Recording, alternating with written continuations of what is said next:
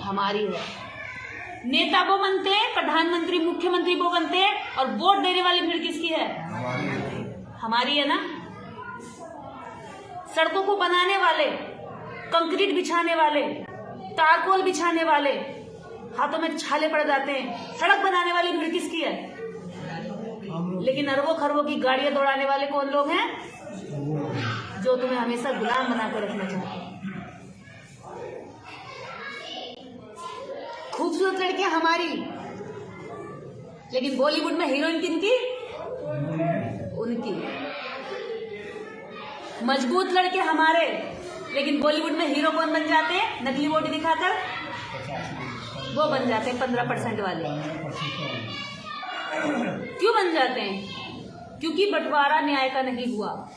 हल चलाने वाले हमारे लोग खेती में, बीज डालने वाले हमारे लोग, रुपाई करने वाले हमारे लोग, काट कर उसे घरों तक पहुंचाने वाले, गोदामों तक पहुंचाने वाले कौन?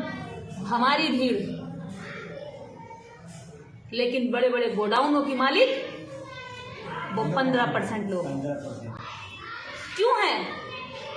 हम मजदूरी हम करते हैं, लेकिन हम मालिक नहीं है। खेतों में भी हल हम चलाते हैं, लेकिन जमीनों की भूमि हमारे नाम नहीं। देश की जितनी फसल काटी जाती है, कौन काटता है मुझे बताइए? हमारे लोग काटते हैं, हम काटते हैं, तो उनके मालिक क्यों नहीं है? फिर हम खेती उनकी है। क्यों? क्योंकि तुमने बंटवारे की मांग नहीं करी कभी। इन बलिष्ठ हाथों से हल तो चलाए, लेकिन कभी अपनी जुबान से ये नहीं कहा कि जब हल हम चलाते तो जमीन तुम्हारी कैसे होगी? देखिए, काशीराम साहब एक नारा कहा करते थे अक्सर लोगों के बीच में कि जो जमीन सरकारी है वो जमीन हमारी है। और देखिए, जो असली जमीन के वारिस थे, आज वो उन जमीनों पर भूमिहीन होकर के उन्हीं जमीनों पर मजदूरी कर रहे हैं।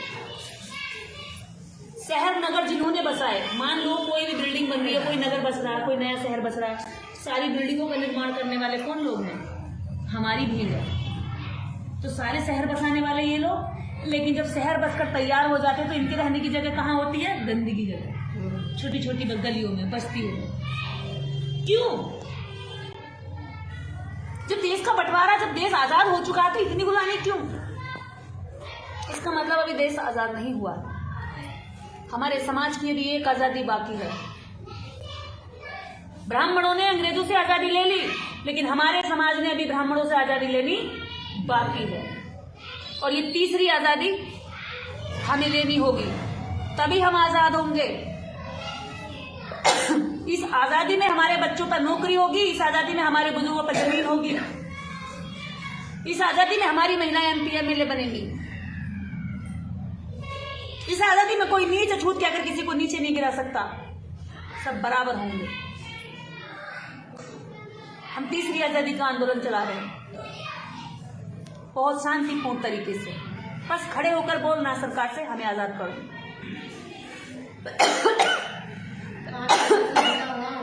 तुम्हारे बेड़ियां डालने लगी, कैसे आजादी चाहिए? तब हमारा जवाब होगा, आजादी चाहिए बराबरी की। कोई जाति से ऊंचा होकर, जन्म जात ऊंचा होकर के हम पे राज कैसे कर सकता है? वोट हम करते हैं 99%, तो प्रधानमंत्री हमारा क्यों नहीं? वोट हम करते हैं 99%, तो प्रधानमंत्री और मुख्यमंत्री तुम्हारे क्यों? जबकि वोट की पावर तो नागरिक की है ना। तुम्हारे वोट में भी इतनी ताकत है और हमारे वोट में भी इतनी ताकत है। हम वोट देकर भी तुम्हारे गुलाम हैं, और तुम वोट लेकर भी हमारे मालिक बन जाते हो।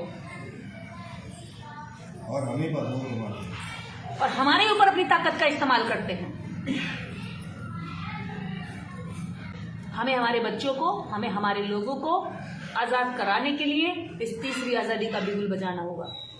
हमें किसी के साथ मारपीट नहीं करनी, हमें किसी के साथ गाली गलौज नहीं करनी, हमें किसी से कोई झगड़ा नहीं करना, हमें किसी से कोई तू तड़ाक नहीं करनी, हमें कोई हिंसा नहीं करनी।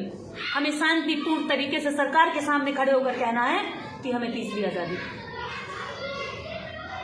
जब तुम अंग्रेजों से आजादी लेने के लिए आंदोलन चला सकते हो, तो हम तुमसे आजादी लेने के लिए आंदोलन क्यों नहीं चला सकते? जब तुम्हें अंग्रेज आजाद करके इस देश को छोड़कर जा सकते हैं, तो तुम हमें आजाद करके इस देश को छोड़कर क्यों नहीं जा सकते? नहीं जा सकते तो हमारे साथ बराबरी से रहो। हमें नीच कहने का कोई हक नहीं है, हमारी जमीनों पर कब्जा करने का कोई हक नहीं है। हल अगर हम चलाएंगे तो जमीन हमारी होगी।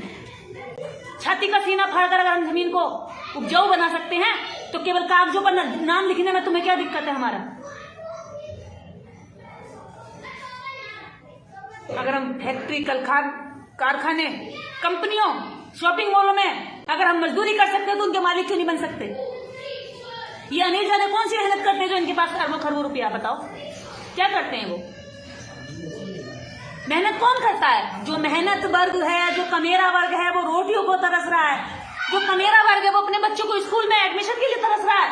और जो निकम्मा और कामचोर वर्ग है, जो बैठ के खाता है सिर्फ, जो लोगों को उल्लू बनाता है, जो लोगों से कहता है तेरा भाग्य बदल दूंगा, तेरी हाथ देख करके तेरी रेखाएं बदल दूंगा, तेरा दुख काट दूंगा, वो देश की सारी संपत्ति पे कब्जा करके बैठा है। और जो रात दिन हथौड़ी चलाता है, जो रात दिन खेतों में मजदूरी करता है, जो रात दिन तुम्हारी सड़कों पे मजदूरी करता है, तुम्हारे मकान बनाने में मजदूरी करता है, वो खुद अपने लिए छत बनाने के लिए तरसता है। उसकी पूरी जिंदगी निकल जाती है सोचने में कि मैं कब अपनी छत बना पाऊंगा। क्यों? कारण यही है कि हमने कभी मांग नहीं की। हल हम चलाएंगे तो जमीन पे नाम भी हमारा होना चाहिए। अगर सड़कें हम बनाएंगे तो इन पे हमारी संख्या के अनुपात में गाड़ियां दौड़नी चाहिए। हम 100 होकर भी 3 लोगों से गुलाम हैं हम। मान लो 100 लोग हैं, 100 रोटियां हैं, और 100 रोटियों में से 90 रोटी 10 लोग खा रहे हैं। 100 में से 90 रोटी 10 खा रहे हैं। अब कितनी बची? 100 में से 90 निकाल दी तो केवल 10 बची। अब वो 10 रोटी हम 100 लोग खा रहे हैं। भूखे मरेंगे कि नहीं मरेंगे? गरीबी होगी कि नहीं होगी? कमजोरी होगी कि नहीं होगी? लाचारी, बेबसी होगी कि नहीं होगी? अपराध होगा कि नहीं होगा? जब रोटी नहीं मिलेगी तो व्यक्ति चोरी करेगा, मारा मारी भी करेगा, हो सकता है किसी के साथ खींचातानी करे, हत्या भी हो जाए। अपराध बढ़ेगा नहीं बढ़ेगा? फिर कहते हैं कि ये समाज तो बड़ा अपराधी है। महिलाओं का देह व्यापार भी बढ़ेगा उसमें। औरतें मजबूर होंगी तो अपने शरीर को बेचने, लोग उनके शरीर पर नजर रखेंगे। जब कमजोर होगा तो उसी का शोषण होगा ना। जो कमजोर होगा शोषण उसी का होगा। मजबूत का तो कोई शोषण नहीं कर सकता ना। मजबूर का शोषण करने के लिए कोई आंख उठाता है? तो इस शोषण को रोकने के लिए हमें तीसरी आजादी का बिगुल बजाना पड़ेगा। और हम ये लड़ाई अब शुरू कर रहे हैं और हमें इस लड़ाई का आधार प्रेम, भाईचारा और एकता रखना है। हम सब मिलकर इस लड़ाई को लड़ेंगे। आपके लिए बहुत दूर नहीं है, दिल्ली में पूरे देश भर की महिलाओं को हम बुलाएंगे। हमारी महिलाएं जो आडंबर में, पाखंड में, बाबाओं के चक्कर में, पूजा में, पाठ में, व्रत में, दिवाली, होली में लगी पड़ी हैं, वो सोच रही है वहां से उनका उद्धार हो जाएगा। उद्धार यहां से होगा जिस दिन आप अपनी जबान से ये कहने लगोगी अगर हल हम चलाएंगे तो जमीन के मालिक हम होने चाहिए, वरना हम हल चलाना छोड़ दो। अगर तुमने हल चलाना छोड़ दिया तो बताओ खेती उग सकती है? क्या वो महलों से निकल के खेती उगा लेंगे? मुझे बता दो एक बार भी, क्या वो 2 फावड़े जमीन पर मार सकते हैं? नहीं मार सकते ना। तो जमीनें बंजर हो जाएंगी, लोग रोटी रोटी को तरस जाएंगे, दाने दाने को तरस जाएंगे। जो पूरे देश को रोटी उगा कर देते हैं उनके नामों पर जमीनें ही नहीं है। जो पूरे देश को सब्जी उगा कर देते हैं उनके घरों में सब्जी नहीं है। जो पूरे देश के मकान, बिल्डिंग और अपार्टमेंट बनाते हैं उनके सरों पर छत नहीं है। कैसा अन्याय है ये? कहां हुई फिर आजादी? कैसे कहते हैं कि हम आजाद हो गए? क्या ये आजादी है? आप लोगों ने आजादी की लड़ाई ही नहीं लड़ी। अगर वोट का अधिकार मिल गया तो ये डॉक्टर अम्बेडकर ने दे दिया। अगर अच्छे कपड़े पहनने का अधिकार मिल गया तो इसकी लड़ाई हमने नहीं लड़ी, ये बाबा साहब डॉक्टर अम्बेडकर ने दे दी। कोई लड़ाई हमने लड़ी है क्या? बताओ कोई लड़ाई लड़ी हो तो। और जो लड़ाइयां आपने लड़ी है वो जीती हैं। अगर ये रविदास मंदिर आपने बनवाया होगा तो इसके लिए आपके लोगों ने लड़ाई लड़ी होगी, तो ये मिल गया। और जिस दिन आप ये हल वाली और जमीन वाली लड़ाई लड़ेंगे उस दिन ये लड़ाई भी आप जीतेंगे। सीधा 2 टूक बात है। हमारी जितनी संख्या है हमें संख्या के हिसाब से दे दो। अगर हम 100 में से 90 हैं तो 90 हमारा हिस्सा दे दो, बाकी तुम रख लो। हमें बेईमानी नहीं चाहिए, हम तुम्हारा छीनेंगे नहीं। हम देश के अंदर 90% लोग हैं, हमारा 90% दे दो भैया। जब 90 लोगों को 90 रोटी मिलेंगी तो एक आ जाएगी। कोई भूखा मरेगा? नहीं मरेगा, क्योंकि सबको हिस्सा मिल जाएगा। घर में अगर 4 बेटे और 4 बीघे जमीन है, एक को दे दो 3 बीघे और 4 को दे दो 1 बीघे, तो क्या ये न्याय हुआ? अन्याय हो गया ना। यही अन्याय हमारे साथ देश में हुआ है। भोली भाली जनता को बताया नहीं गया।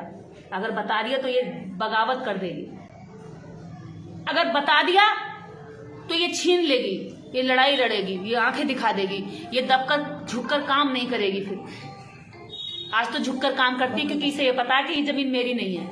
जिस दिन ये पता चल गई मेरी ही है और मेरी जमीन पे दूसरे ने कब्जा कर रखा, मुझसे हल चलवा रहा, मुझे जो मजदूरी नहीं देता, तंग करता, परेशान करता है, तो वो क्या करेगा?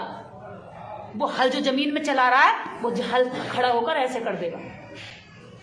जो यहां हल चला सकता है वो क्या ऐसे नहीं कर सकता?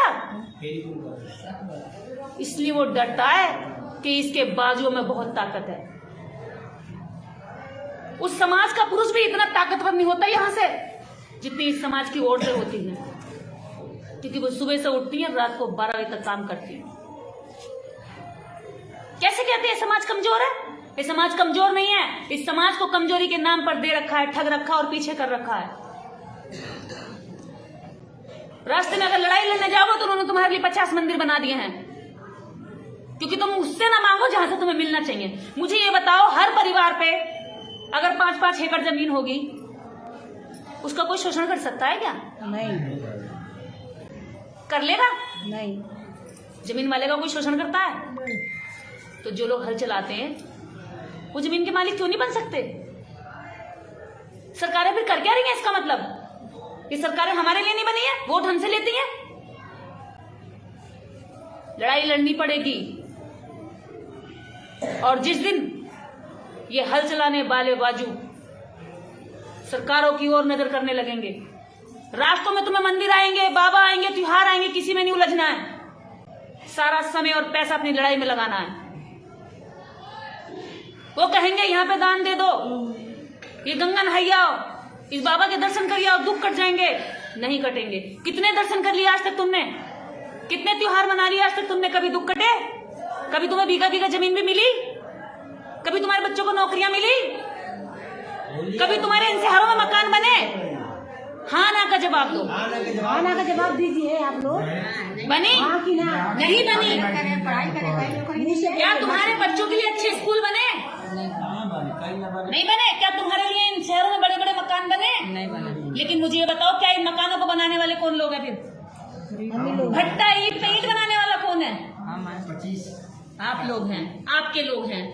आप हैं, आपका कोई भाई बहन है, चाचा ताऊ है, या आपका रिश्तेदार है, आप ही हैं।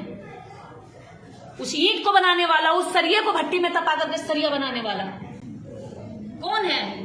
हमारे अपने लोग हैं। उन्हीं के पास उनको कहते कि वो कमजोर है। अरे कमजोर कह करके पीछे धकेल दिया। ये बहुत ताकतवर लोग हैं। ये लड़ाई हम लड़ेंगे और इस लड़ाई की हम शुरुआत कर रहे हैं। आपको इस लड़ाई में आगे आकर के अपनी हिस्सेदारी निभानी है और कहना है कि हमें ये लड़ाई पूरी अंजाम तक पहुंचानी है। हो सकता है इस लड़ाई में मेरे ऊपर हमले भी हों, हो सकता है इस लड़ाई में मुझे जेल भी हो जाए, लेकिन ये आंदोलन नहीं रुकना चाहिए। यस। हो सकता है वो मुझे अरेस्ट करें कि आप लोगों को भड़का रही हैं, क्योंकि वो तो ये चाहते हैं ना, इतनी बड़ी संख्या में फ्री के मिले हुए गुलामों को कौन चाहेगा आजाद करना? आप ही बताओ, जब आपके 4 नौकर चाकर लगे हो, गाड़ी साफ करने वाला अलग हो, सब्जी उगाने वाला अलग हो, कपड़े धोने वाला अलग हो, प्रेस करने वाला अलग हो, घर में खाना बनाने वाला अलग हो, सर की चंपी करने वाला अलग हो, शरीर में मालिश करने वाला अलग हो, आप चाहोगे आपके नौकर चाकर आपको छोड़कर भाग जाएं? वो भी बगल में अपना मकान बना लें?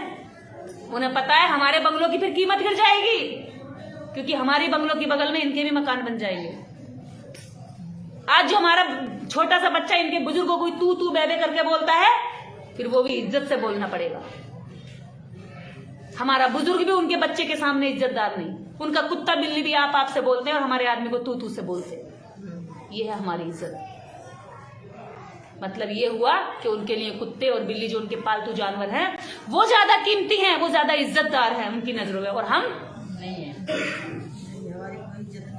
उनके कुत्ते बिल्ली भी गाड़ियों में घूमते हैं, काजू बादाम भी खाते हैं, लेकिन वो कभी हमारे बच्चों पर दया नहीं करेंगे कि इनका हिस्सा भी दे दो। तो इसका मतलब क्या हुआ? ये आजादी नहीं है। भारत में कुत्ते और बिल्ली तक आजाद हो गए, लेकिन हमारे दलित लोग अभी भी गुलाम हैं। हमें ये गुलामी तोड़नी होगी। ये गुलामी देड़ियों की नहीं है, हथकड़ियों की नहीं है, ये गुलामी दिमाग की है। दिमाग में ये सोच लिया कि हम आजाद हो गए, झूठी आजादी का ढोल बजा दे के भी आजाद हो गए। हमें आजादी नहीं मिली है, हमने ये आजादी लेनी है। और इस आजादी में हमने कोशिश ये की है, हम सभी पुरुषों को बता दें कि इस आजादी की अग्रणी पंक्ति औरतों की रहेगी। हमें औरतों को आगे रखना है बाबा जी, हमें औरतों को आगे रखना है। जिस दिन ये लड़ाई आगे जाकर के लड़ेंगी, उस दिन सरकार जो काम 10 साल में करने वाली होगी वो काम सरकार 2 साल में सुन लेगी।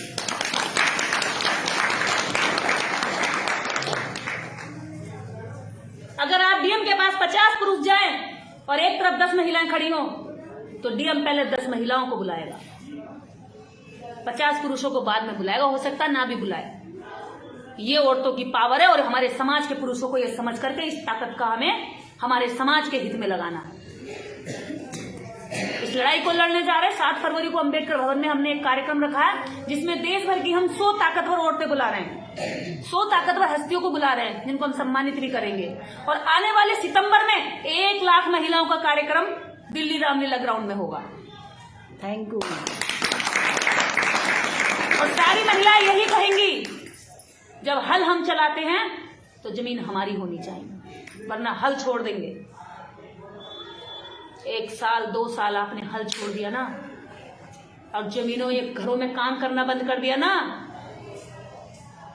इनसे बच्चे भी नहीं पलेंगे, इनसे बच्चे भी नहीं पलेंगे। बच्चे ये पैदा कर लेते हैं, पालती भी हमारी औरतें इनके घरों में जाकर,